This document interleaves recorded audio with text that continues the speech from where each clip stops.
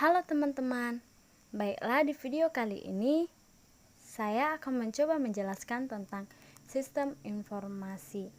Nah, sebelumnya saya akan mencoba memperkenalkan diri saya terlebih dahulu. Perkenalkan, nama saya Devi Siotang, NIM 0320190042. Saya dari Prodi S1 Keperawatan Stikes Santa Elizabeth Medan. Nah, sebelumnya kita harus mengetahui tentang definisi sistem informasi. Apa sih definisi sistem informasi itu?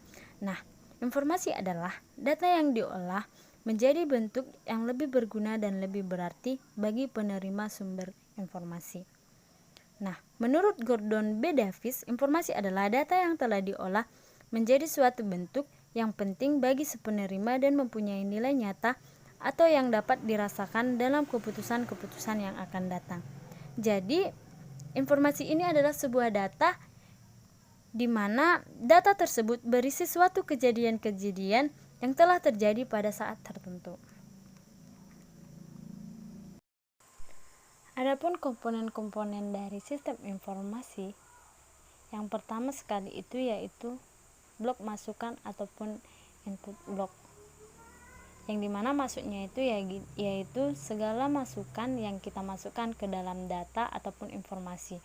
Yang kedua, blok model ataupun model blok, yang dimana rancangan yang sudah kita susun dalam membuat suatu informasi. Nah, yang ketiga yaitu blok keluaran ataupun output blok. Maksudnya yaitu segala sesuatu yang sudah kita informasikan kepada orang lain. Nah, itulah yang disebut dengan blok keluaran. Yang keempat yaitu blok teknologi ataupun teknologi blok, yang dimana segala sesuatu ataupun komponen-komponen yang memproses suatu informasi tersebut, yang dimana komponen-komponennya itu yaitu adalah yang pertama human ataupun orang yang membuat informasi, yang kedua yaitu hardware ataupun perangkat keras yang kita pakai untuk membuat informasi, dan yang ketiga yaitu software ataupun perangkat lunak, perangkat-perangkat yang kita gunakan dalam membuat informasi. Itulah yang disebut dengan blok teknologi ataupun teknologi blok. Yang kelima yaitu blok basis data, yang dimana yaitu segala sesuatu yang berisi tentang informasi-informasi tersebut. Jadi dia sudah secara sistematis. Itulah yang disebut dengan blok basis data. Dan yang keenam yaitu blok kendali, yang dimana blok kendali ini maksudnya kita mengendalikan informasi tersebut, kita yang tahu seberapa aktualkah informasi tersebut untuk kita informasikan kepada orang lain ataupun orang banyak. Adapun desain-desain dalam pembuatan sistem informasi, yang pertama itu yaitu Visual Basic ataupun FB,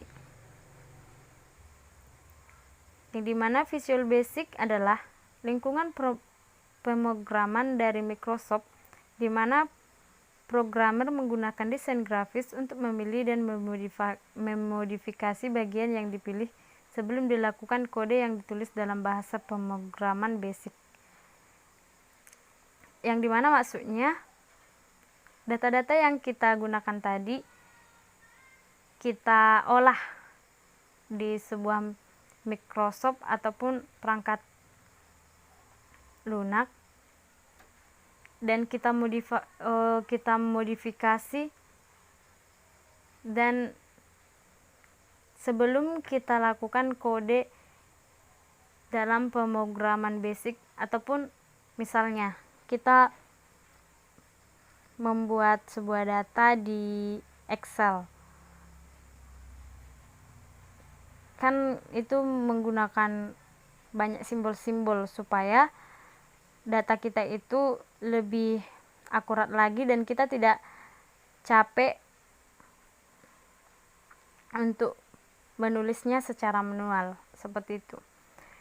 Dan yang kedua yaitu Microsoft SQL Server 2000 adalah produk perangkat lunak yang fungsi utamanya untuk menyimpan dan mengambil data seperti yang diminta oleh aplikasi perangkat lunak lain, baik itu komputer yang sama atau di komputer lain di dalam jaringan internet. Yaitu, jadi maksudnya Microsoft SQL Server 2000 ini yaitu untuk menyimpan data. Selanjutnya yaitu proses pembuatan sistem informasi, yang dimana pertama menyiapkan rancangan sistem yang terinci, yang kedua mengidentifikasi berbagai alternatif konfigurasi sistem, yang ketiga mengevaluasi berbagai alternatif konfigurasi sistem, yang keempat memilih konfigurasi yang terbaik, yang kelima menyiapkan usulan penerapan, yang keenam menyetujui atau menolak penerapan sistem. Selanjutnya, komponen pengelolaan data dalam sistem informasi. Yang pertama itu kualitas, yang meliputi penyediaan layanan terkini, akurat, dan informasi kapanpun dan dimanapun data yang diakses konsisten. Maksudnya itu yaitu dimanapun kita membuka informasi tersebut tetap sama, tidak berubah-ubah seperti itu. Nah, yang kedua itu manajemen, mencakup perangkat keras dan teknologi perangkat lunak, tetapi juga proses serta kedua orang dan mesin yang terlibat dalam pengelolaan data. Yang ketiga, keamanan. Komponen ini harus dilakukan dengan pengendalian akses ke data untuk memastikan bahwa tidak hanya data yang tersedia bagi mereka yang seharusnya menerima data.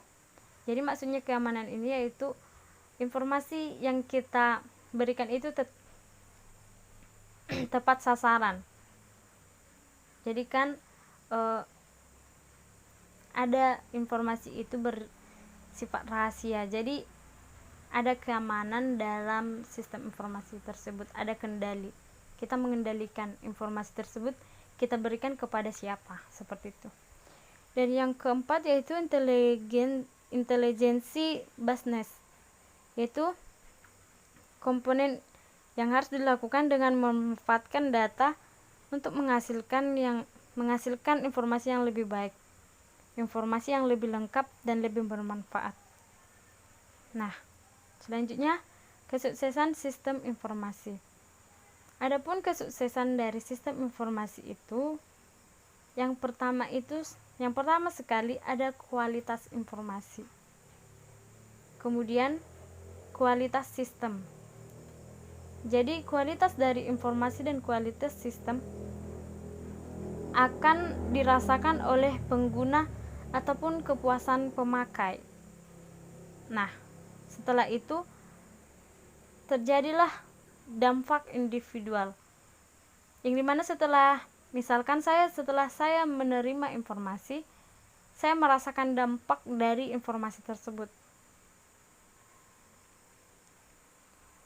Begitu juga dengan apabila informasi tersebut diberitahu kepada orang luas, jadi memiliki dampak yang positif. Itulah kesuksesan dari sistem informasi. Selanjutnya, tingkat kebutuhan informasi. Menurut Kat et al., Herianti Suryatini, kebutuhan informasi termasuk kelompok cognitive need, yakni kebutuhan yang didasari oleh dorongan untuk memahami dan menguasai lingkungan serta memuaskan keingintahuan, ataupun curiosity serta penjelajahan ataupun exploratory. Yang kedua menurut Dir yaitu mengemukakan bahwa kebutuhan informasi merupakan kebutuhan antara informasi dan tujuan informasi seseorang, artinya suatu tujuan yang memerlukan informasi tertentu untuk mencapainya. Kemudian kita akan membahas tentang flowchart. Flowchart adalah suatu bagan dengan simbol-simbol tertentu yang menggambarkan urutan proses secara mendetail dan hubungan antara suatu proses ataupun instruksi dengan proses lain dalam suatu program. Nah, maksudnya yaitu flowchart ini adalah suatu simbol-simbol untuk menggambarkan urutan-urutan proses secara mendetail. Nah, sebagai contoh di sini kan sudah saya perlihatkan yaitu input ataupun data, proses atau organis. Kemudian output ataupun informasi. Nah, di sini kan sudah jelas setelah kita memiliki sebuah data ataupun input, nah kemudian data itu kita proses supaya menjadi informasi yang baik. Kemudian informasi yang sudah kita proses tersebut sudah kita rancang dengan baik, kemudian kita keluarkan ataupun kita output. Nah, inilah contoh dari pada flowchart.